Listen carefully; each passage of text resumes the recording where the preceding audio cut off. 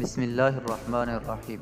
السلام علیکم ورحمۃ اللہ وبرکاتہ۔ ناظرین کیسے ہیں؟ امید ہے آپ خیریت سے ہوں گے۔ آپ دیکھ رہے ہیں میرا یوٹیوب چینل QS لرننگ۔ ناظرین اگر ابھی تک آپ نے میرا چینل سبسکرائب نہیں کیا تو پلیز سبسکرائب کر لیں اور بیل آئیکن کو دبا دیں۔ سر شام ہی ہم سرحدی علاقے میں پہنچ گئے تھے اور اب ایک جیپ گاؤں کے کچے پکے ٹیڑھے میڑھے راستوں سے اچھلتی کودتی مجھے اس سرحدی چوکی کی طرف لے جا رہی تھی جہاں سے میں نے سرحد عبور کرنی تھی۔ جاسوسی تربیت کے سخت ترین مراحل سے گزرنے کے بعد عملی میدان میں یہ میرا پہلا قدم تھا۔ جب ہم لوگ اسٹیشن پر گاڑی سے اتر کر جیپ میں سوار ہو رہے تھے تو میرے انسٹرکٹر میرے ساتھ ہی موجود تھے۔ ٹرین میں سارے راستے انہوں نے بڑے خوبصورت طریقے کے ساتھ مجھے ٹریننگ میں سرحد پار کرنے سے متعلق بتائے ہوئے تمام اصول دہرا دیے تھے، لیکن جیسے ہی ہم لوگ اسٹیشن پر پہنچ کر پہلے سے منتظر جیپ میں سوار ہوئے وہ خاموش ہو گئے۔ مجھے بھی تو اپنی ٹریننگ کے مطابق اب بالکل خاموش رہنا تھا، کیونکہ حفاظتی اقدامات میں پہلا اقدام یہی تھا کہ جہاں تک ممکن ہو خود کو چھپائے رکھو۔ مجھے انسٹرکٹر کے وہ الفاظ بھی اچھی طرح یاد تھے۔ عملی میدان میں بسا اوقات حالات تربیت میں بتلائی گئی باتوں سے بالکل مختلف پیش آتے ہیں اور وہی اصل میں ایک جاسوس کے امتحان کا بہترین وقت ہوتا ہے۔ جیپ ہمیں لے کر سیدھی کمپنی ہیڈ کوارٹر میں پہنچی تھی، جو سرحد سے قریباً 2.5-3 میل کے فاصلے پر بنا ہوا تھا۔ اسٹیشن سے یہاں تک کا فاصلہ ہم نے آدھے گھنٹے میں طے کیا تھا، لیکن اس آدھے گھنٹے میں ہی سرحدی علاقے میں فوج کی نقل و حرکت نے مجھے معاملے کی سنگین نوعیت کا احساس دلا دیا تھا۔ سورج ابھی مکمل غروب نہیں ہوا تھا جب ہم ایک مرتبہ پھر سرحدی چوکی کی طرف سفر کر رہے تھے، لیکن اس مرتبہ ہمارے ساتھ ایک اور ہستی بھی شامل ہو گئی تھی۔ اس سے ملو، یہ ہے دلہ، تمہارا گائیڈ۔ میرے انسٹرکٹر نے کمپنی ہیڈ کوارٹر میں ایک چھریرے سے جسم کے نوجوان سے میرا تعارف کرواتے ہوئے کہا۔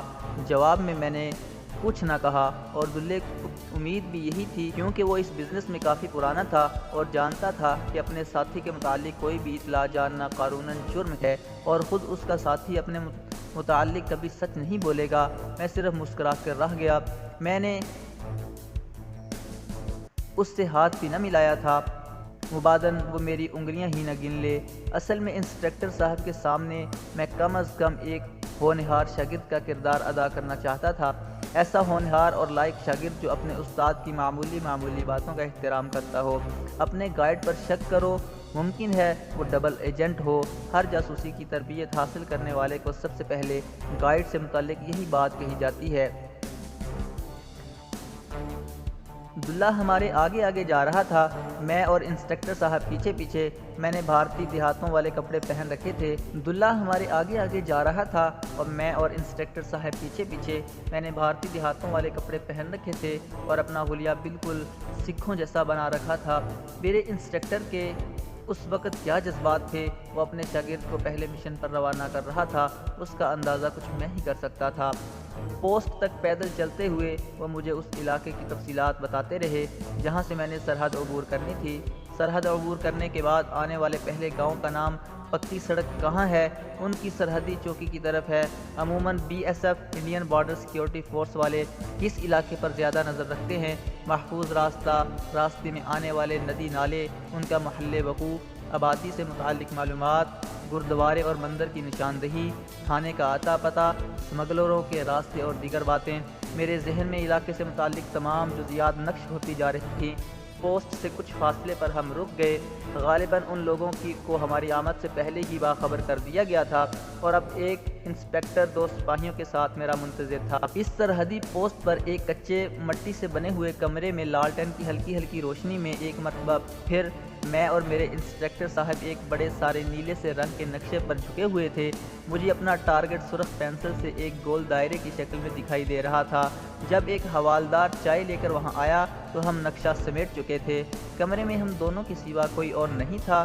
چائے کے ساتھ ہی دلہ بھی اندر آ گیا تھا۔ ہم تینوں نے اکٹھے ہی چائے پی تھی۔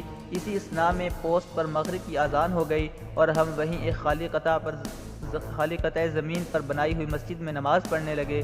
چونکہ رینجرز کے لیے یہ امر باعث سعادت ہوتا ہے کہ وہ اپنی زیر نگرانی میں ایک پاکستانی مجاہد کو سرحد پار کروا رہے ہیں، اس لیے شاید مقامی پوسٹ کے حوالدار صاحب جو ان کے امام تھے نے خاص طور پر قرآن پاک کی وہ آیات تلاوت کی جن میں اللہ کے نیک بندوں کی پہچان بتائی گئی ہے کہ وہ ہر وقت اللہ کے دشمنوں سے لڑنے کے لیے کمر بستہ رہتے ہیں آیات کی تلاوت اور ان کے جذباتی اور رقت انگیز لہجے کا اتار چڑھاؤ قیامت ڈھا گیا، اور جب میں نے سلام پھیرا تو میرے ارد گرد تمام مفتیوں کی آنکھوں میں بھی آنسو جھلملا رہے تھے۔ تھوڑی دیر بعد ہم رخصت ہو رہے تھے، پوسٹ پر ہی میرے انسٹرکٹر صاحب مجھ سے بغل گیر ہو گئے کیونکہ انہیں اب یہاں سے واپس چلے جانا تھا۔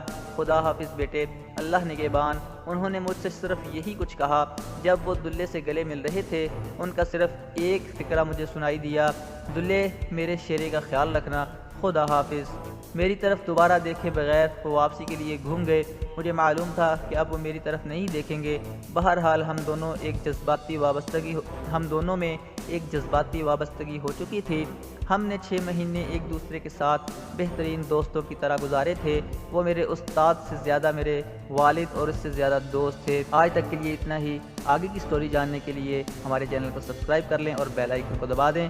جیسے ہی ہماری سٹوری اپلوڈ ہوگی تو انشاءاللہ آپ کو اس کا نوٹیفیکیشن مل جائے گا۔ جزاکم اللہ خیر۔